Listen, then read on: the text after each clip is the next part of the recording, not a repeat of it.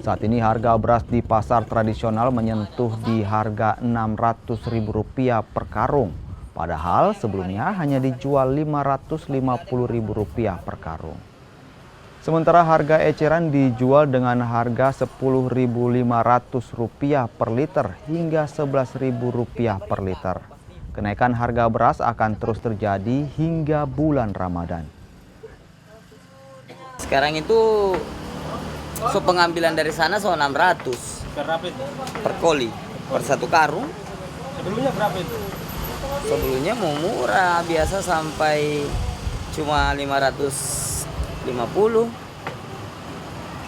Ada dampak pada pembeli tidak dengan mahalnya beras ini? Iyalah, mengelola pembeli. Biasanya beli berapa Bu?